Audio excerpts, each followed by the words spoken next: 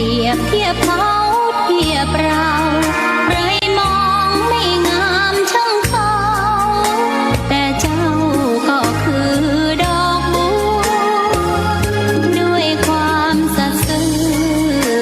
ยึดถือความดีเป็นหลักใครรักไม่รักก็ไม่จมปลักมองมัวเมื่อโผล่พ้นน้ำก็เห็นความงามในตัวไม่ยึดติดในตมชั่วขอเป็นดอกบัวดอกดีใครไม่มองว่าบัวงามเด่นแต่บัวก็เป็นดอกบัวทุกวันอย่างนี้ไม่อยากเด่นดังแต่มุ่งหวังในทางเด่นดีเกิดมาเพื่อสร้างบารมีถวายชีพนี้บูชาดอกบัวดอกน้อยเฝ้าคอยคนที่ใจบุญมาโอบเอื้อเกื้อกูลรู้ค่าของบุญเก็บบัวขึ้นมาเพื่อสร้างความดีและเสริมบารมีดังว่าใช้ดอกบัวนี้บูชาพระสัมมาสัมพุทธองค์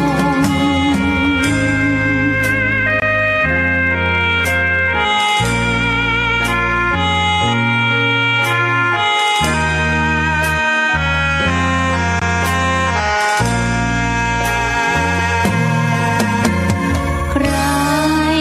ไม่มองว่าบัวงามเด่นแต่บัวก็เป็นดอกบัวทุกวันอย่างนี้ไม่อยากเด่นดัง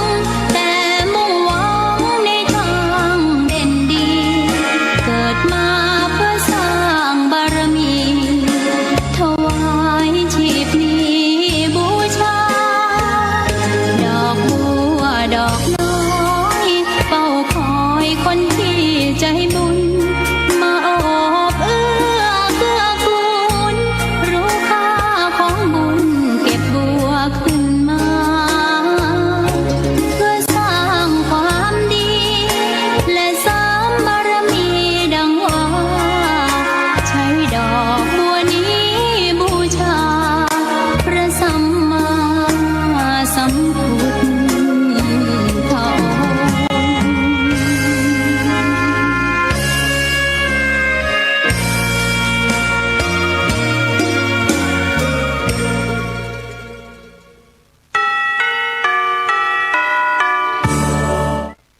ขอนอบน้อมต่อพระรัตนตรัยแก้วเจ้าสามประการ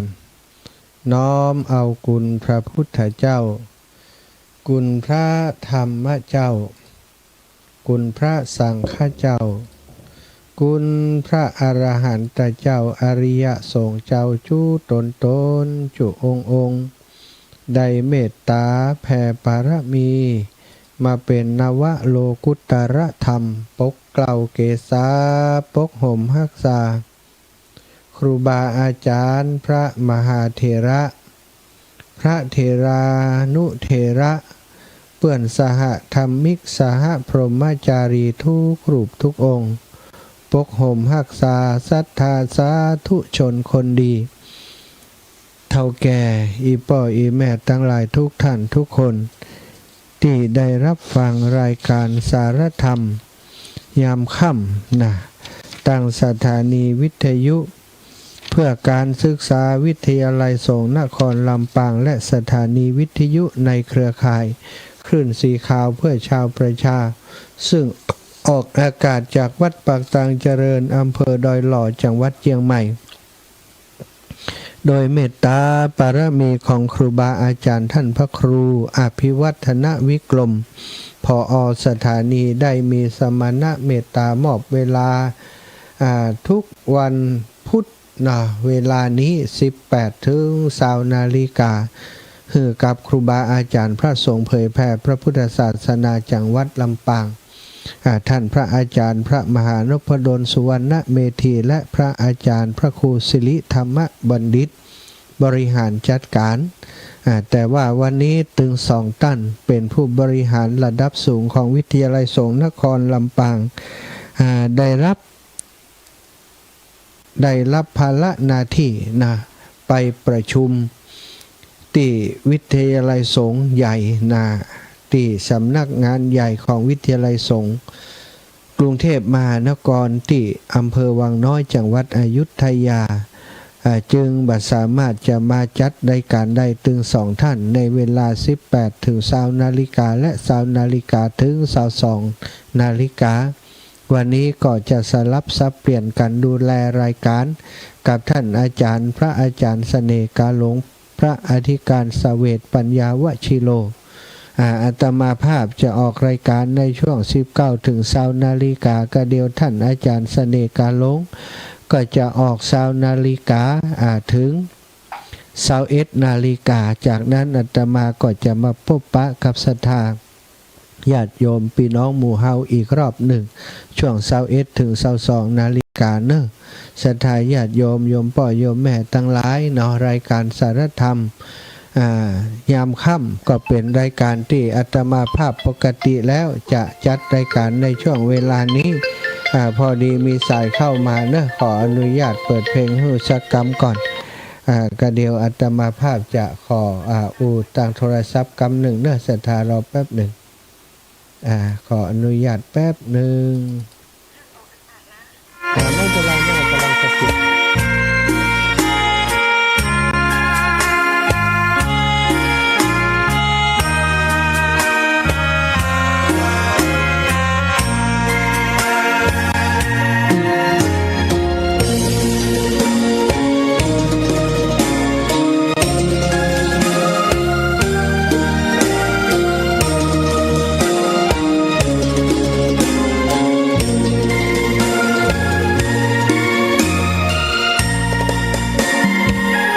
ดอกบัวดอกหนึ่งพึงใจไว้เพื่อบูชาแด่องค์พระศาสดาสัมมาสัมพุทธเจ้ามีความงามเงียบไม่เปรียบเทียบเขาเทียบเราใครมองไม่งามช่างเขาแต่เจ้าก็คือดอกบัวด้วยความสัตย์ซื่อยึดถือความดีเป็นหลักใครรักไม่รักก็ไม่จมปลักมองมัวเมื่อโผล่พ้นน้ำก็เห็นความงามในตัวไม่ยึดติดในตมชั่วขอเป็นดอกบัวดอกเดียวใครไม่มองว่าบัวงามเด่นแต่บัวก็เป็นดอกบัวทุกวันอย่างนี้ไม่อยากเด่นดังแต่มุ่งหวังในทางเด่นดีเกิดมาเพื่อสร้างบารมีถวายชีพนี้บูชาดอกบัวดอกน้อยเฝ้าคอยคนที่ใจบุญมาโอบเอื้อเกื้อกูลรู้ค่าของบุญเก็บบัวขึ้นมาเพื่อสร้างความดีและเสริมบารมีดังว่า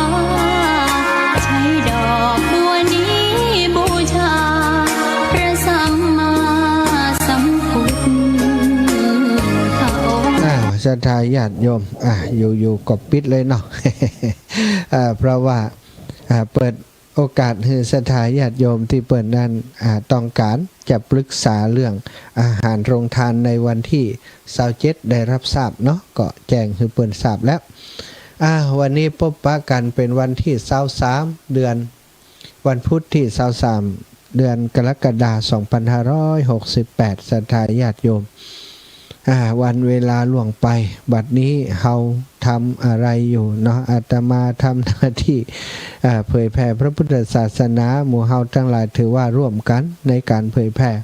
ได้นำน้ำธรรมคำสอนขององค์ชินวรสัมมาสัมพุทธเจ้า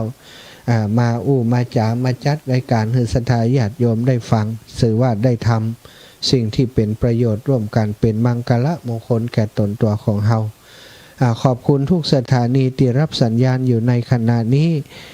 ยินดีต้อนรับศรัทธาสาธุชนทุกคนทุกท่านที่หมุนคลื่นเข้ามาฟังรายการธรรมะจากครอบครัวคลื่นสีขาวของเฮาในเวลานี้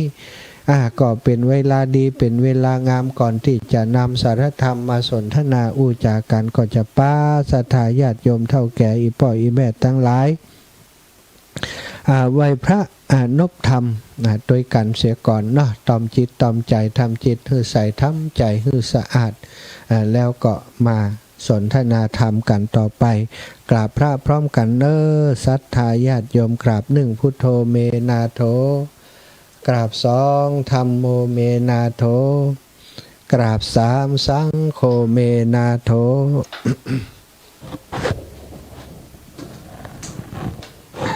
อิมินาสการเรนะพุทธังอภิปูชยามิอิมินาสการเรนะธัมมังอภิปูชยามิอิมินาสการเรนะสังฆังอภิปูชยามิอรหังสัมมาสัมพุทโธภะคะวาพุทธังภะคะวันตังอภิวาเทมิกราบสวากขาโตภะคะวะตาธัมโมธัมมังนะมัสสามิกราบสุปฏิปันโนภะคะวะโตสาวกสังโฆสังฆังนะมามิกราบนะโมตัสสะภะคะวะโตอะระหะโตสัมมาสัมพุทธัสสะนะโมตัสสะภะคะวะโตอะระหะโตสัมมาสัมพุทธัสสะนะโมตัสสะภะคะวะโตอะระหะโตสัมมาสัมพุทธัสสะพุทธังสารนังกัจฉามิธัมมังสารนังกัจฉามิสังฆังสารนังกัจฉามิตุติยัมปิพุทธังสารนังกัจฉามิตุติยัมปิธัมมังสารนังกัจฉามิตุติยัมปิสังฆังสารนังกัจฉามิตติยัมปิพุทธังสารนังกัจฉามิตติยัมปิธัมมังสารนังกัจฉามิตติยัมปิสังฆังสารนังกัจฉามิอิติปิโสภะคะวะอะระหังสัมมาสัมพุทโธวิชชาจารณะสัมปันโนสุขัตโตโลกาวิทูอนุตตโรปุริสัทธัมมะสารถิสัทธาเทวมนุสสานังพุทโธภะคะวะติสาวะคาโตภะคะวะตาธัมโมสันทิฏฐิโกอากาลิโกเอหิปัสสิโกโอปัญญิโกปัจจตังเวทิตาโพวินโยหิติสุปฏิปันโนภะคะวะโตอะสาวกสังโฆอุชุปฏิปันโนภะคะวะโตสาวกสังโฆยายะ ปฏิปันโนภะคะวะโตสาวกสังโฆสามิจิปฏิปันโนภะคะวะโตสาวกสังโฆยะทิทังจัตตาริปุริสายุคานิอัฏฐปุริสปุคลาเอสะภะคะวะโตสาวกสังโฆอาหุนายโยปาหุนายโยทักขินายโยอัญชลิกระนิโยอนุตตรังปุญญเขตังโลกัสสาติกราบพระพร้อมกันเนอสัทธาญาติโยมทั้งหลายกราบหนึ่งพุทธังวรันตังสิราสานะมามิกราบสองธรรมังวรันตังสิราสานะมามิกราบสามสังฆังวรันตังสิราสานะมามิไหวพระนพธรรมกราบพระพร้อมกันเป็นที่เรียบร้อยลำดับต่อไปก็จะได้อุจาสนทนาธรรมกับศรัทธาญาติโยมทั้งหลายแต่ก่อนอื่นก็แสดงความเสียใจแล้วก็ห่วงใยกับศรัทธาญาติโยมพี่น้องเมืองน่านอำเภอปัวอำเภอปัวอำเภอตาวังผาท่านอาจารย์คงศิลป์เขื่อนอ้นพระครูอนุกูลนันทกิจส่งภาพเมื่อเวลา 18.55 นาฬิกามาฮือพอบัดนี้สถานที่ที่เคยจอดรถถ้าจอดอยู่ที่หันอยู่นี่รับรองว่าจมมิดไปแล้วน้ำได้ท่วมขึ้นสูงเลยกำแพงไปแล้วบาหันกำแพงแม้แต่น้อยเดียวศรัทธาญาติโยมตอนนี้ได้ท่วมกำแพงมิดไปแล้วโอ้ก็เป็นดีเอ็นดูวัดวาอารามของท่านศรัทธาน้ำท่วมเข้าเต็มไปหมดก็คงแต่ได้นั่งพอนั่งจับจองมองดูเครื่องไม้ความมือที่สูญเสียสูญหายไปเนาะตึงของญาติโยมตึงของครูบาอาจารย์พระสงฆ์องค์สังฆเจ้าได้รับผลกระทบกันหมดแล้วก็เส้นทางมาตั้งเชียงใหม่ของเฮาเมื่อ2 ชั่วโมงที่ผ่านมาท่านพระครูชลทานพิทักษ์ได้แจ้งมาว่าตอนนี้ได้มีดินสไลด์ต้นไม้ก้นหมู่ที่5บ้านพงทองหมู่ที่4บ้านแม่ตอนหลวงเกิดดินสไลด์และต้นไม้ล้มทับเสาไฟหลายจุดถนนบัดสามารถสัญจรหรือว่าเดินทางผ่านไปมาได้นายกอบต.เทพเสด็จพร้อมทีมงานเข้าดำเนินการเคลียร์พื้นที่ประสานการไฟฟ้าเร่งแก้ระบบไฟฟ้าหมู่ที่6บ้านดงดินสไลด์ปิดเส้นทางหลายจุดกำลังเร่งดำเนินการเปิดทางขณะนี้ก็ยังมีฝนตกและลมแรงอย่างต่อเนื่องอาจจะเกิดดินสไลด์เพิ่มและก็ส่งผลให้การแก้ไขล่าช้าขอให้ประชาชนหลีกเลี่ยงเส้นทางดังกล่าวและติดตามประกาศอย่างใกล้ชิดเด็กๆขอกลับบ้านจะกลับบ้านอย่างไงหนอขอทุกท่านที่อยู่บนดอยแต่ละหมู่บ้านช่วยดูแลลูกๆหลานๆกันหน่อยเจ้าหน้าที่เหน็ดเหนื่อยมาตั้งแต่เช้ามืดแล้วไฟดับดินสไลด์ต้นไม้ล้มช่วยกันอยู่ในขณะนี้ตุลุงแดงหรือว่าพระครูชลทานพิทักษ์ก็ไปช่วยเปิ้นแล้วก็เตือนด่วนอบต.กืดช้างกืดช้างอำเภอแม่แตงคาดมวลน้ำจากเวียงแหงและจะเข้าสู่หมู่บ้านเมืองกืดแม่นก็ในอีก10-12 ชั่วโมงอันนี้เปิดประกาศเมื่อ 1-2 ชั่วโมงที่ผ่านมาอีก10-12 ชั่วโมงข้างหน้าคาดว่าน้ำจะอยู่ที่2 เมตรเตือนประชาชนพื้นที่ที่น้ำท่วมซ้ำซากตลอดเตรียมขนเข้าของขึ้นสู่ที่สูงอพยพและเพื่อติดตามสถานการณ์อย่างใกล้ชิดอันนี้ศรัทธาญาติโยมเป็นประกาศจากทางการมาศรัทธาอีพ่ออีแม่ทั้งหลายถ้าเฮาทั้งหลายบ่ฟังข่าวขานอย่างต่างๆนี่มันจะถึงเวลามาติน้ำมันมาถึงแล้วจะลำบาก เนาะตอนนี้ก็ขอเป็นอีกหนึ่งกระบอกเสียงติดแจ้งให้ศรัทธาญาติโยมทุกคนทุกท่านได้รับทราบข่าวสารนี้ก็ขอให้ได้เตรียมระมัดระวังตึงเปิ่นตึงตัวนะก่อนบ่อ่านนี้พอเหตุการณ์มันเกิดขึ้นเอาอย่างบัดตันก็จะเกิดความเสียหายกับชีวิตและทรัพย์สินของหมู่เฮาแม่น้ำสอยสายน้ำแห่งชีวิตเจ้าตำบลแม่ซุกตอนนี้ก็โอ้โหน้ำขึ้นสูงเหมือนกันนะ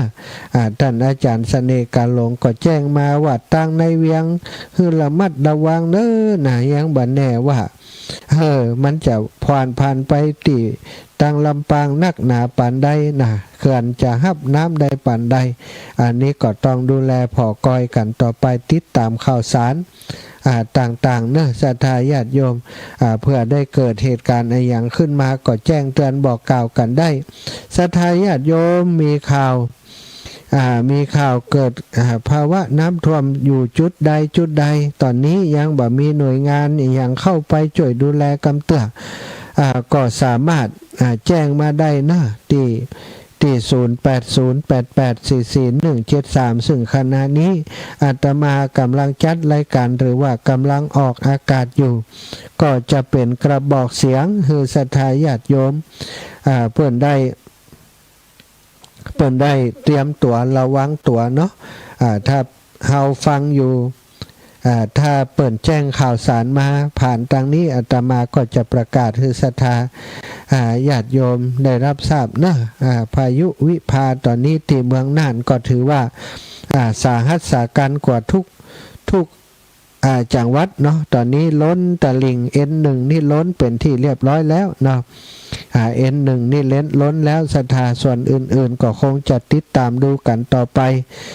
ถ้าอาตมาได้รับข่าวสารข้อมูลเพิ่มเติมมาก็จะแจ้งให้ศรัทธาญาติโยมอีป่อยอีแม่ได้รับทราบเนอะก็ขอฝากไปถึงศรัทธาทุกคนทุกท่านด้วยเฝ้าระวังช่วยกันพอกอยเนาะเฝ้าระวังเป็นยามด้วยกันในยามนี้ที่ทุกคนก็เดือดร้อนเหมือนกันหลายๆคนรอความช่วยเหลือจากทางการแต่ทางการก็หมายถึงว่าเจ้าหน้าที่ต่างๆองค์การบริหารส่วนตำบลตลอดถึงเทศบาลกาเจ้าหน้าที่อย่างต่างๆเนาะส่วนใหญ่ก็ต้องเป็นผู้ประสบภัยไปตัวนะแต่ส่วนใหญ่ก็คือต้องปฏิบัติหน้าที่เป็นที่พึ่งของประชาชนอยู่ในขณะนี้เนาะเฮาก็มาช่วยกันเนาะศรัทธาเป็นกระบอกเสียงไปด้วยกันเป็นที่พึ่งไปด้วยกันศรัทธาญาติโยมทั้งหลายเฮามาช่วยกันเนาะมีข่าวอย่างที่จะแจ้งประชาสัมพันธ์อาตมาภาพยินดีจะใช้พื้นที่ของสถานีในรายการตรงนี้เวลานี้ที่ได้รับมอบหมายได้รับเมตตาให้ทำหน้าที่จัดรายการนี้มาอุจามาบอกกล่าวกับศรัทธาญาติโยมให้ได้รับทราบให้ได้ระวังป้องกันตัวไว้เนาะข่าวด่วนจากเชียงรายจากพะเยาจากทุกที่ทุกแห่งที่ฟังรายการอยู่ฟังทาง Facebook ก็โทรมาหาอาตมาได้เนอะอาตมาภาพก็จะเอาเรื่องต่างๆที่แจ้งมาส่งมาออกอากาศให้ศรัทธาที่เปิดฟังอยู่ทางบ้านได้รับทราบต่อไปข้ามคืนโลกเปลี่ยนจากทุ่งนากลายเป็นคูคลองไปโดยเดียวไปโดยทันทีนะโพสต์คลิปจากเมืองน่านก็เป็นตีหน้าเอ็นดูเนาะนี่คือภัยจากธรรมชาตินะศรัทธาญาติโยมบัดได้มีภัยมาทำลายเฮาเป็นภัยจากธรรมชาติแต่ว่าส่วนหนึ่งเนอะศรัทธาญาติโยมทั้งหลายเพิ่นก็บอกว่าทุกอย่างมันเกิดจากน้ำมือของมนุษย์ที่เฮาทำคือภาวะของโลกมันเปลี่ยนแปลงไปนี่ก็มีข่าวด่วนจากศูนย์อุทกเตือนชาวบ้านพื้นที่ท่าต้นเก๋าตำบลชมพูอำเภอสารพีระวังน้ำล้นตลิ่งท่วมพื้นที่ลุ่มต่ำขณะนี้ระดับน้ำที่สถานีเตือนภัยอยู่ที่ 4.00 4.01 เมตรวิกฤตอยู่ที่6เมตรเนอะสถา4 เมตรปลายแล้วนะวิกฤตอยู่ที่6 เมตรก็คือระวังเหมือนกันว่า บ้านแน่เหมือนกันเนอะศรัทธาญาติโยมอาจจะขึ้นถึงจุดตีอย่างเขาก่อนวิกฤตตี6 เมตรปลายขึ้นไปนี่ก็ขอให้ช่วยกันเฝ้าระวังประกาศข่าวสารน้ำท่วมให้ศรัทธาญาติโยมเพิ่นได้ระวังตัวเนาะศรัทธาญาติโยมเหลือเวลาแหมประมาณเกินชั่วโมงก็คงจะอู้ได้แหมประมาณ20 นาทีวันนี้ก็จะนำเรื่องของพระเจ้า500 ชาติเนาะปางหนึ่งของพระโพธิสัตว์ของพระพุทธเจ้าของเฮามาเล่าให้ศรัทธาฟังกันแล้วกันในครั้งก่อนโน้นมีพราหมณ์คนหนึ่งชื่อว่าติลิติวัชชะได้ออกบวชเป็นฤาษีแจ้งข่าวสารน้ำท่วมหรือว่าอะไรท่านนี้บ่ออกมีก็เพลงเจ้าท่านนี้ไหนท่านนี้ลำปางเนี่ยกะลำปางเนี่ยกะจังใดแหมมะฟังก่อนนะบัดล่างพิษติดตัวเก่าแหมก้าจะใดเน็ตของอาตมานี่มันบัดเน็ตอย่างว่าเห็นแล้วก้าสถานีเป็นเพลงแหมมะติลำปางติอื่นก่อนได้ยินอยู่ก้าเนาะเดี๋ยวจะบอกคือเขาเกาะติอันดังนี้ยังฮัลโหลแจ้งข่าวสารน้ำท่วมหรือว่าอะไรติลำปางบ่ออกมีก็เพลงเจ้า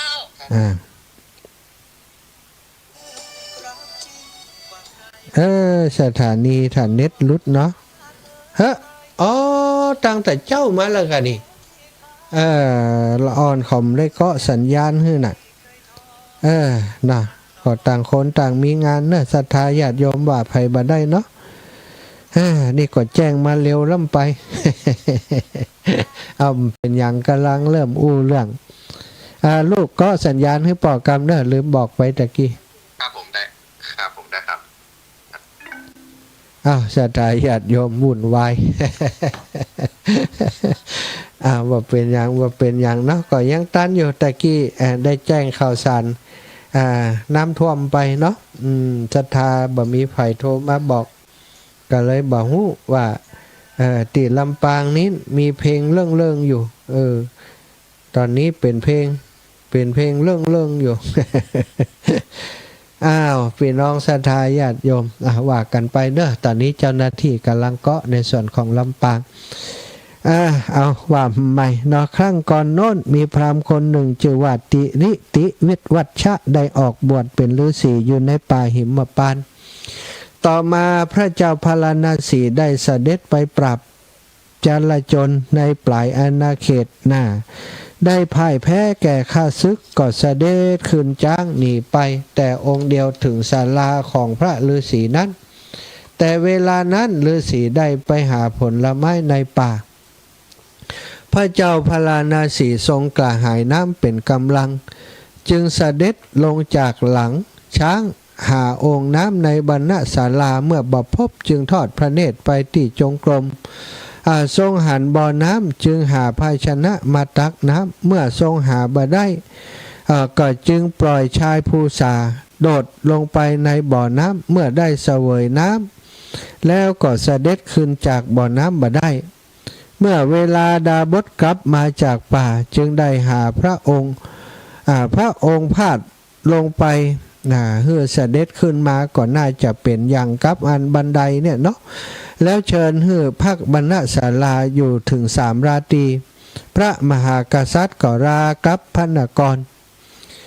ต่อมาดาบสนั้นก็ได้ไปจาริกไปสู่กรุงปาราณสีบรมกษัตริย์ก็นิมนต์ให้อยู่ในพระราชอุทยานทรงอุปถากพิเศษยิ่งจนพระโอรสรู้สึกแปลกพระทัยจึงทูลถามว่าสิ่งใดสิ่งหนึ่งซึ่งสำเร็จด้วยความรู้ของฤาษีบ่มีเลยทั้งฤาษีนี้ก็บ่ใช่ญาติและพระสหายของพระองค์เหตุอย่างใดดาบสนี้จึงได้บริโภคโภชนะอันมีรสล้ำเลิศเห็นปานนี้พระเจ้าปาราณสีก็จึงตรัสเล่าเรื่องฤาษีได้ช่วยชีวิตพระองค์ไว้ให้ราชโอรสฟังแล้วก็ตรัสว่าเมื่อเฮาได้ฮบ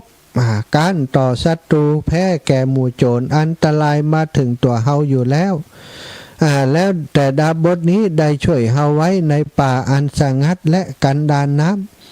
ทั้งเป็นที่หวาดเสียวด้วยภัยอันตรายประการหนึ่งเมื่อเฮาลำบากอยู่ในบ่อน้ำท่านดาบทนี้ได้พาดพระองค์ได้พาดบันไดลงไปให้เฮาขึ้นจากบ่อน้ำใดเมื่อเฮาถูกความทุกข์เบียดเบียนแล้วขึ้นจากบ่อน้ำใดมาถึงเมืองด้วยความฝืดเคืองในคราวนั้นก็เพราะอาศัยดาบทองค์นี้เฮาถึงอันหนึ่งถึงเฮาอยู่ในมนุษย์โลกนี้ก็เหมือนกับไปสู่ปรโลกแล้วลูกเอ๋ยดาบทนี้เป็นผู้ควรแก่ปัจจัยลาภโดยแท้ตัวเจ้ากับเราอามาตย์จงพร้อมใจบำรุงด้วยปัจจัยสี่นี้เถิดจะเกิดผลล้ำเลิศเป็นอย่างสูงเมื่อพระเจ้าพลานาสีสรรเสริญคุณฤาษีแล้วก็ทรงตั้งพระหฤทัยบำรุงฤาษีต่อไปส่วนดาบทฤาษีก็ได้สำเร็จฌานสัมมาบัติแล้วเกิดในพรหมโลกมาชาติสุดท้ายพระเจ้าพาราณสีเกิดมาเป็นพระอานนท์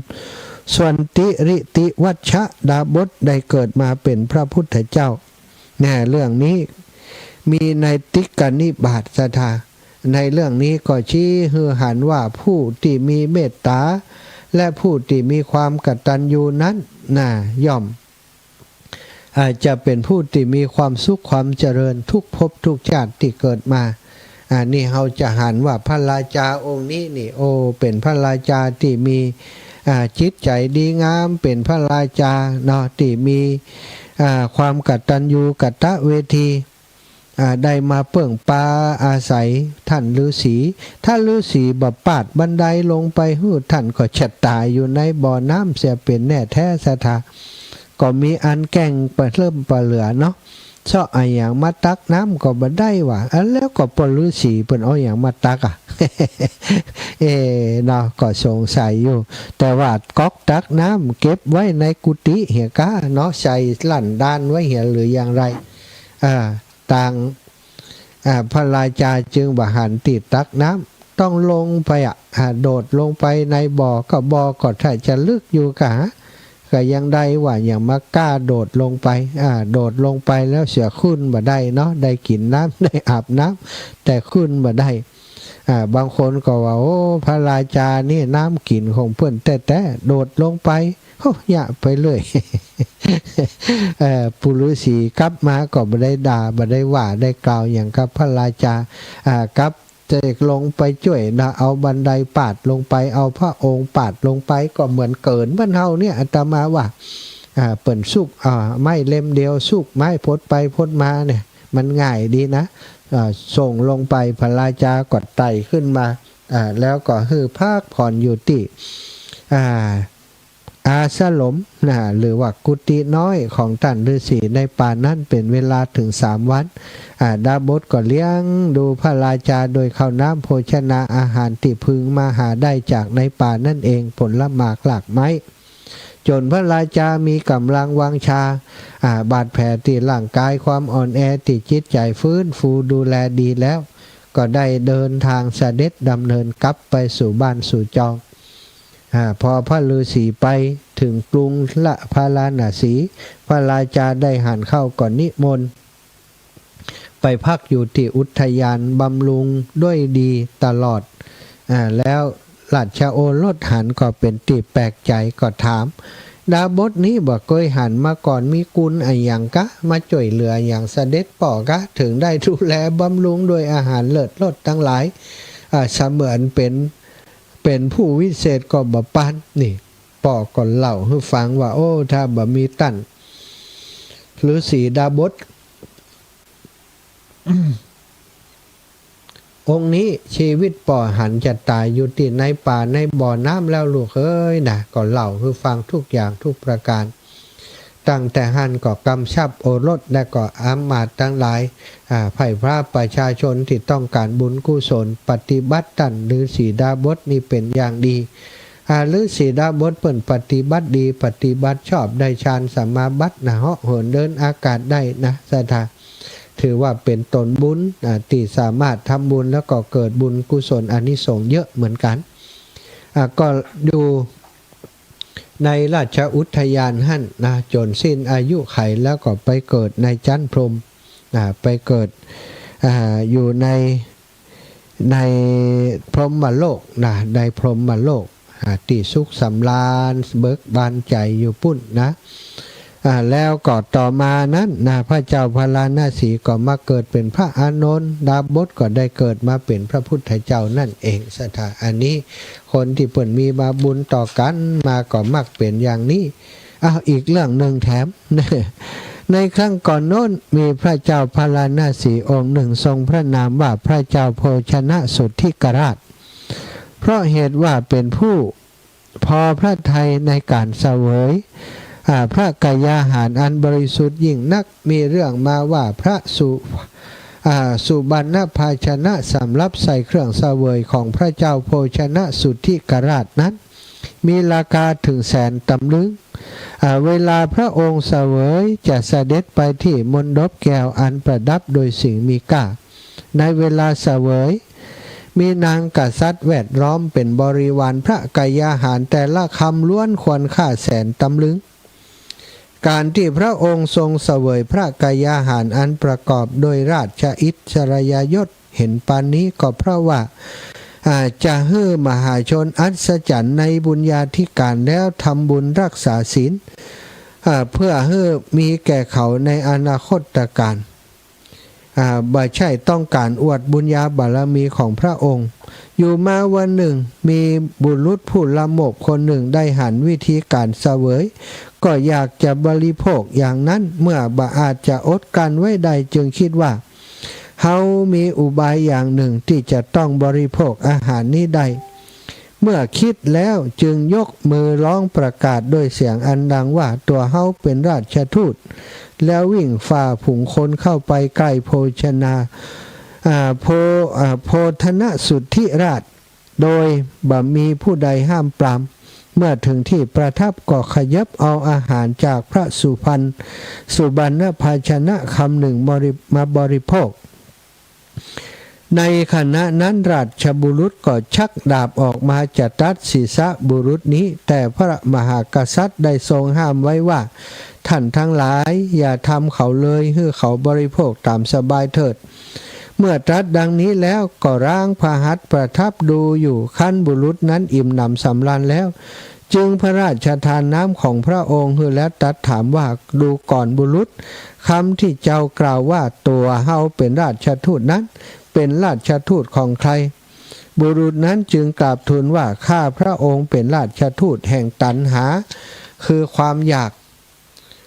ากนี้แหละทำให้ข้าพระองค์เป็นทูตสำรับใจสอยทำการงานบังคับข้าพระองค์ว่าท่านจงไปถือเอาสิ่งของนั่นสิ่งของนี้มาให้แก่เฮาพระเจ้าข้าธรรมดาสัตว์ทั้งหลายติดตกอยู่ในตัณหาคือความอยากย่อมมาสู่ประเทศอันไกลเมื่ออยากได้สิ่งของอย่างใดอย่างหนึ่งสำรับท้องที่มีความหิวเป็นนิด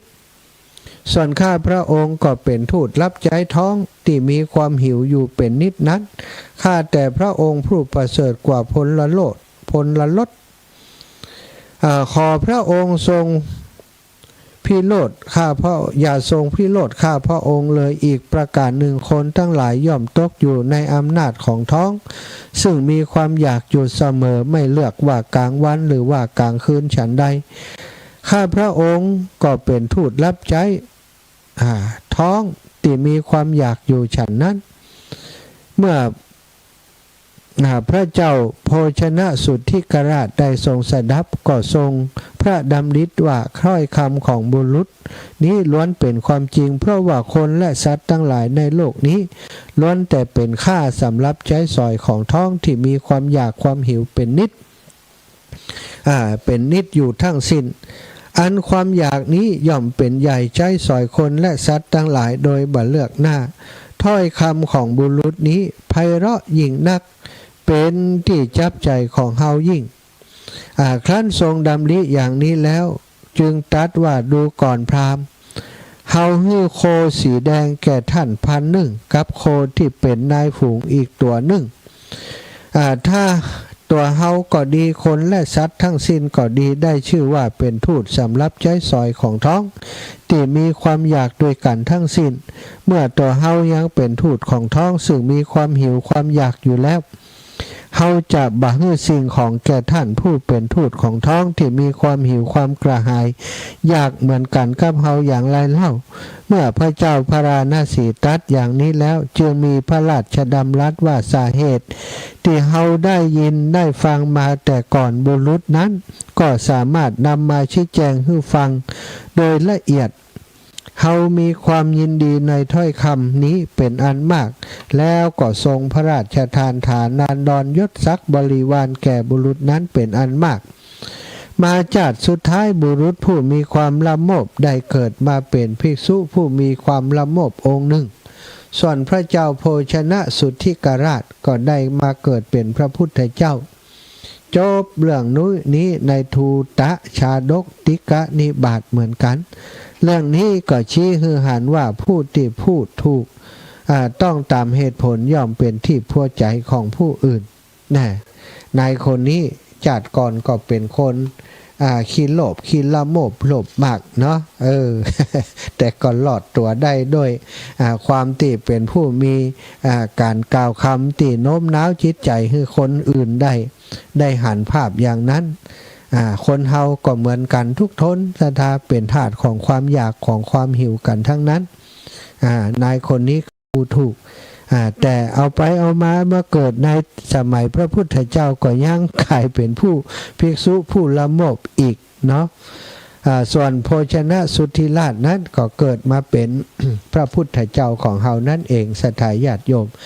โดยบุญญาบารมีของท่านจึงมีโภคทรัพย์เป็นอันมากมีอาหารอันเลิศรสเฮือใดฉันเฮือใดเสวยนะในภพทุกชาตินั่นเองนี่จะเกิดจากการรักษาศีลฮือตานรักษาศีลของพระองค์เอาละสัทธาญาติโยมตอนนี้นะก็ดูเวลาแล้ว19:45 นาทีก็จะเปิดสายเพื่อศรัทธาญาติโยมได้โทรมาสักเล็กน้อยนะบางผู้บางคนก็โอ้ท่านอาจารย์ตะกี้ยังได้เปิดวิทยุก้าอาตมาก็ลืมบอกเขาไปวันนี้จัดรายการแตนเปิ้ลจะต้องบอกคนที่เปิ่นดูแลช่างเทคนิคนะคือก็สัญญาณยาวไปเลยเนอะอีนัดแต่ว่าบ่ได้บอกอย่างอันเปิ่นก็เป็นชั่วโมงพอชั่วโมงที่2เขาก็ลืมเขาก็ลืมจบไปเลย30 นาทีที่อูไปแต่กี่เจ้าลำปางบ่ได้ยินสักคำมีแต่เจ้าเจียงใหม่แล้วก็เจียงไฮ้ต่างอื่นที่ฟังรายการอยู่ก็ได้ยินอยู่เนาะเอาละเนาะขอบคุณกับทุกคนทุกท่านที่โทรเข้ามาหาโทรมาอูมาจามาบอกข่าวสารงานบุญนี้คือกับอาตมาภาพได้รับทราบได้รับฟังเนอะสัตว์08084417308088441730เนอะโทรเข้ามาได้เลยยินดีรับสายของศรัทธาญาติโยมทุกท่านทุกคนถ้าโทรมาในเวลาเนอะถ้าโทรมานอกเวลาอาจจะบัดตันได้ครับนะเนาะศรัทธามีสตังค์เข้ามา300นะ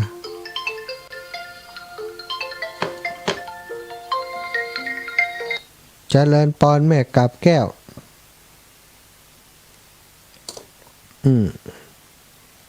อยากยังไงครับเริ่มใช่กะเจริญเจ้าท่านอาจารย์จ้าแม่มีแม่เรือนคำอินนันชัยเป็นหอมบุญโต๊ะหมูมาเนอะเจ้า100แม่เรือนคำอินนันชัยนั่นใช่เจ้าอยู่ตั้งอยู่ดิโยมแม่นี่เนอะเดี๋ยววันนี้27ก็ไปหาไว้นะเจ้าแม่ส่วนใหญ่ก็หาไว้วันนี้ก็ฝนตกไปเอ้ยเจ้าแม่ฝนตกหนักข้างหน้ากันเนาะสัตว์เนอะสัตว์เจ้าอินโดแม่กับแก้วตาก็บอกค่อยดีนะถ้าเป็นสะพานบุญคอยดูแลคอยบอกให้ศรัทธาญาติโยมบันหัวฝ่ายท่านอาจารย์เพิ่นจะมาตักบาตรเนาะอีนะแล้วก็ไปส่งด้วยนะน้ำท่วม แม่สุกแก้วสอนสีนุสอนศีลาพรสีเตี้ยเจริญพร ท่านพระมหาเจ้า วันนี้นี่เป็นฝนพายุข้าววันค่ำมาได้เอิ้นได้เอ่ยประทังใดเด้อ เจ้าน้ำบ่ท่วมก้าศีลาพ บัด ร ท่วมนะบัดท่วมนะ อืม มันตกตั้งแต่คืนมาโพสแต่มันนี่มันหยุดไปเมื่อแรงนี่บันไดเด้อ หันว่าตอนนี้ความมันนั้นสลายตัวแล้ว พายุนั้นสลายตัวแล้ว เจ้ามันตกดีตกงามแล้วเด้อ สาธุ ขึ้น98.75ว่าจ่องซักมาทูนมาหายไปน้อยชัดเจนไปเลยเด้อ สาธุเจ้าอ้าวพี่น้องลำปางแม่เรือนคำตาเทพโอ้กำลังหับรุดไปเห็นน่ะเอ้าโทรมาแหมใหม่ขจายเลี้ยวๆแม่เรือนคำตาเทพเดี๋ยวคนอื่นนั่นถ้ากดเจ้าคนอื่นก็แซง เจริญพรแม่น้อมสุภาวงศ์ เจ้าฝนตกจุ่มเย็นเนาะ แน่นอนน่ะน้ำท่วมนี่จุ่มเย็น ห แล้ ลา วย วันนะ YouTube กายพี่อ่ะโอ้ย เป็นยังไงมันหายไปไหนไปล้างโทรศัพท์ นั่นล้างมันน่ะเอาน้ำล้าง แล้วเอาน้ำล้างกดดักเปลี่ยนใหม่ไว้ สาธุเนอะขอบคุณแม่น้อมเนอะ จ้า เจ้าบุญฮักษาเจ้า เจ้าสัตว์ทุเจ้าเอิญมาทักทายกันแม่ละอ่อน เจ้า อืม โอ้cái tường hạ bà tô ว่าหายไปน้อยม่อมปะได้มีนหยัง อันสถานีมันดับสถานีมีปัญหาไป ฝนตกทั่วเลยเนาะ เจ้าอีแม่ ตกวันข้ามวันนี้เนี่ย เนี่ยกั ก็คืนมักตีแสมแล้วต่อตะวันข้าม กันเนาะ มาหันตะวันนะ วันผูกได้หันละวันผูกจะไม้ละเด้อวันผูกจะได้หันตะวันแล้ว เจริญปอนแม่สีสุรินทวงศ์ อาจารย์มันพูกไม่ได้โอนตังไปหอม200นะเจ้า แม่หอมหยัง ก็หอมสี่ ตั้งทำหลวงเนาะหอมกันเทศเนาะ เจ้าหอมกันเทศเจ้าได้เจ้าแม่200เด้อ สาธุเจ้า มันพูกจะโอนเพื่อ เจ้าบุญฮักษาแม่สีสุรินทวงศ์น้ำเข้าบ้านก็เขื่อนยัง บ่เข้าเจ้า น้ำบัดถึงสูงเนาะสาธุนะแม่ดูแลตัวเอง เจ้า แม่ลุนเตยาหัดปูได้สาธุแม่ลุนมาก่อนแม่ก่อนมาลุนอีแม่ปิดวิทยุก่อนกะอูตังเพมันรู้มันเสียมันไม่เคยชอบ อีแม่ยังได้โทรผิดกะโทรแล้วอูนี่ฮะถ้าฟังวิทยุนี่อีแม่จำได้ยินเสียงที่เฮาอู้กันเนอะเจริญปอนโยมแม่เจริญปอนแม่โอ้หายไปกะนี่ไผฮัลโหลแม่อู้เลยนากาละออนมันก็เหือลืมไปหุนั่นกะอันนี้ก็เข้ารายการมาก็ลืมนึกว่าเขาก็ยาวเป็นว่าเขาก็เป็นชั่วโมงแรกจบแล้วก็ชั่วโมงที่2เขาก็ลืมก็แฮมเขาก็หู้เนาะมีไผบอกก็อู้ไปเรื่อยๆนะ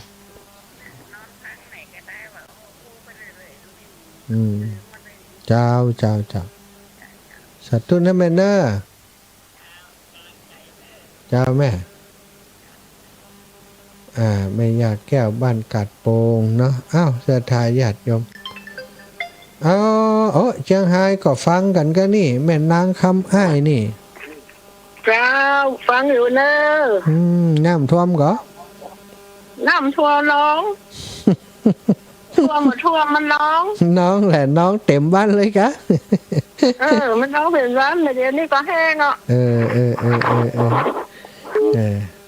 อุ้นน้องเหรอน้องกะ อืม น้ำน้องแล้วมันหมดเข้าบ้าน เจ้าอีเน กา อะ ยไปข้างนอกเพิ่น อ๋อดีแล้วกลายไปข้างนอกห้ามเข้ามาอีเนอะบอกมันเนอะ จ้า เจ้าสาธุนะแม่นะ แม่หอมกันทำหน่อยเนอะ เจ้าได้เจ้า 100 บาท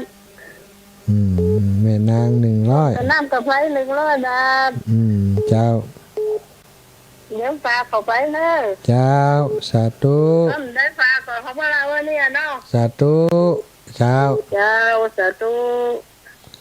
แม่อย่าเลื่อนคำตาเทพโทรมา2รอบตึงขับตึงตันเจริญพรแม่แก้วกันท่าวัง ฟังอยู่เด้อคือเจอไงอยู่เด้อ จอมตองอีป่อนั่งหิมหันกะ นั่งนี่ก็ก่อนนี่ละ ยิ้มขี้งิอยู่หันกะ เจ้า เออ ฝนตกวันข้ามเนาะ นั่นฝนตกวันค่ำเจ้า น้ำท่วมกับบุญน่ะ ก็ท่วมเป็นบางชุดนี่แม่บ้านพื้นที่มันกว้างเนาะ นี่ล่ะ เจ้าสาธุนะแม่นะบุญรักษา เด้อฟังอยู่เด้อ สาธุเจ้าแม่เลื่อนคำตันแล้วคำนี้ เอาไว้แต่เจ้า แม่ อ เนี่ย ยากกินเนย นั่นแน่โอ้ตึมหับตึมตัน อยากแก่เดี๋ยวแม่ขอพร้อมตั้งกากันเทศ เจ้าแม่ กากันเทศ300เนอเบอร์อันยังก็อีสรู เจ้า แล้วก็กาพระเจ้าอัน300 เจ้า พระพุทธรูปนะ เจ้า เจ้าโอ้ตะแหวก็โทรมาไปตันเขาสักน้ำ เขาเอาไปกินหมดแหละ แต่จ้ะวันนี้จะ2-3เที่ยง น่ะอดเอาเนาะอดเอาเนาะ เราเป็นลูกสาวโตอัน ได้เจ้าโยมแม่ บุญรักษาแม่เด้อ อ่ะ สาธุค่ะ ดูเจ้าศรัทธาญาติโยมก็โทรเป็นคนไปนี่มาไก่น้อยเน้อเจียงดาวตังเวียงแหงน้ำเยอะนะหลวงตาน้ำเยอะทางนี้ ลงแม่อาจารย์ตอนนี้ ตอนนี้หยุดแล้วอาจารย์ ไม่ใจยัดกินไปดับไปเหลือ เอาเท่านี้แก้หมดเวลาแล้วชั่วโมง2มีเนี่ย จ้ามีครับเดี๋ยวท่านอาจารย์เสน่ห์เข้าครับผมเจริญปอนแม่จันเจ้าน้ำขึ้นนะ ขึ้นอยู่ดอยนะยังแควนหน่อยนะ เจ้า อันนี้ลูกเจ้านะมาโฟนนะเตียง45 เจ้าแม่ แต่ก็ยังน้ำเขื่อนมันเหมือนล้นเจ้า ก็เป็นห่วงเหมือนกันใส่นั่นนะไปตังเชียงใหม่นี่เยอะเลยนะไปตังดอยสะเก็ดปุ่นน้ำก็ลงไปเยอะตั้งโซฟาอย่างขึ้นแล้วนะ เจ้าแม่เจ้าตั้งปีนี้ท่านต้องระวังเนอะแม่เนอะเป็นห่วงอยู่นะป้นคืนนี้ไปก็ดีป้นเหียแล้วก็ยุดตกเฮ็ดเนาะคืนนี้ถ้ามันมั่งไปก็สบายน้อยละถ้ามันหนำมาแหมก็ลายลุทำยุดแล้วก่อนถ้าน้ำเขื่อนมาป้นมานี่ดีแล้วเจ้าแม่สาธุแม่เนอะยืมได้โอ้เราจ้าแม่สาธุเจ้านี่พี่น้องปางิ้วปุ่นเนอะเวียงปะเป่าเจริญปอนแม่เอ้ยบ้านไหวว่างมนคือว่าสังฆะนั่นแหละอยู่ท่าดาวทางคำแรงมาแล้วว่าได้ขึ้นยังแล้วหันเสียงทำจากท่านครูว่าอาจารย์เจ้าแม่เอ้ยว่าได้นั่งไปวังน้องเจ้าน้องกลับไปลงเล่นแต่เนอะไปแอลพออันนั้นเดี๋ยวไหลน้ำนะสาธุสาธุเจ้าแม่บุญบุญรักษากูท่านกูคนอยู่ดีมีสุขอายุมันขอนยืนเนอะหิปันมาหาปันใดเดินทางขึ้นเหนือล่องใต้ปลอดภัยทุกเส้นทางสักการโรธรรมาวัฏันติอายุวันโนสุขังครอบนาไม่ยามอมอินแก้วการวงว่ายังไง